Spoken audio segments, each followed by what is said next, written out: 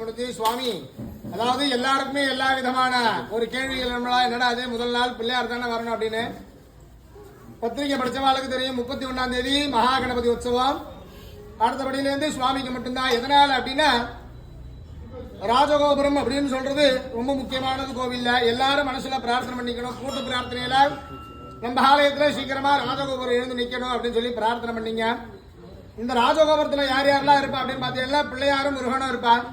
அதனாலதான் இன்னைக்கு எந்த நிமிஷங்கள் எங்க போனாலும் சுவாமி சன்னிதானம் அப்படின்னா முதல்ல பிள்ளையார் வழிபாடு, அதுக்கப்புறம் தான் சுவாமிக்கே விதானங்கள் நடக்கும். நேற்று பிள்ளையார் உற்சவம் ஆச்சு. யார் யாரெல்லாம் வந்தாலும் அவ எல்லாருக்குமே தெரியும் பிள்ளையார் புறப்பாடாகி இந்த மாதிரி வந்திருப்பார். இன்னைக்கு சுவாமி ஒவ்வொரு நாளும் ஒவ்வொரு சுவாமி வரும் அப்படின்றத தாண்டி பஞ்சமூர்த்திகள் புறப்பாடுன்றது பொதுவா உள்ளது. ராஜகோபுரம் இருந்தா மட்டும்தான் பஞ்சமூர்த்திகள் புறப்பாடு பண்ண முடியும். அதே நேரங்கள்ல இன்னைக்கு அந்த பஞ்சமூர்த்திகளை வச்சுதான் நம்ம கொடி ஏற்றிருக்கோம். எதுக்கோசரம் பஞ்சமூர்த்தியை வச்சு கொடி ஏற்றிருக்கோம் அப்படின்னா அந்த 5 சுவாமியுமே ஆலயத்திலிருந்து வெளில பிரவேசம் பண்ணுவா.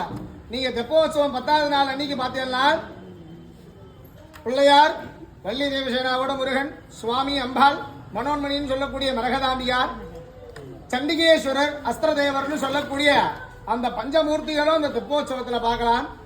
அதனால் அதுக்காக வேண்டியே நம்ம பஞ்சமூர்த்தி உற்சவம் அப்படின்னு சொல்லி பிரம்மோற்சவம் ஆனது பண்றோம். பிரம்மோற்சவத்தில் சுவாமி கோயிலை விட்டு வெளில எழுந்து வந்திருக்கார். அதாவது இந்த கொடியேற்றத்துடைய பலனை நம்ம உணரணும் அப்படின்னா சுவாமி ஆத்துக்கு வருவார் அப்படின்னு மனசுல நினைச்சிட்டு போனேன்ல. இன்னைக்கு இந்த சமயம் சுவாமி நம்ம கூட ஆத்துக்கு வருவார். ஏன் அப்படின்னா கொடி ஏறி இருக்கு. கொடி ஏறி இருந்தா சுவாமியே வெளியில தான் தரிசனம் பண்ண முடியும். நம்ம ஆலயங்கள்லயே பிரகாசம் பண்றோம். அதனால மனசுல பிரார்த்தனை பண்ணிட்டு சுவாமியா பரமேஸ்வரா என் கூட 10 நாள் என் கூட இருக்கணும் பாணி அப்படின்னு சொல்லி பிரார்த்தனை பண்ணீங்க. எல்லா விதங்கள்லயும் எல்லா காரியங்கள்லயும் சுவாமி கை கொடுப்பார். அதனால மனசுல பிரார்த்தனை பண்ணிட்டு சொல்லி தர ஸ்லோகத்தை அப்படியே சொல்லுங்க. ஓம் சிவம் சிவதரம் சாந்தம் சிவாத்மானம் சிவோதயம் சிவமார்கா அநேகாரம் குணதோஸ்மி சதாசிவம்.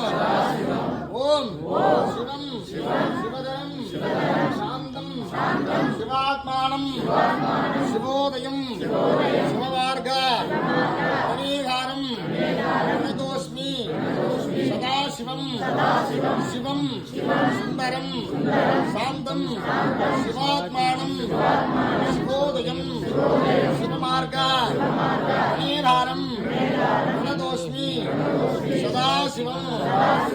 அதே மாதிரி இந்த நிமிஷம் நம்ம பிரார்த்தனை பண்ணிக்கிறோம். இந்த நாழிகையில நம்ம இங்க இருக்கோம் அப்படின்னு இந்த மாதிரி 10 நாட்களும் நம்ம சுவாமி முன்னாடி நிக்கணும்னு பிரார்த்தனை பண்ணீங்க. அதே சமயம் பள்ளியறைக்கு வரவா எல்லாரும் இந்த 10 நாட்கள் பள்ளியறை உற்சவம் இந்த சுவாமி மேலதான் இருக்கும்.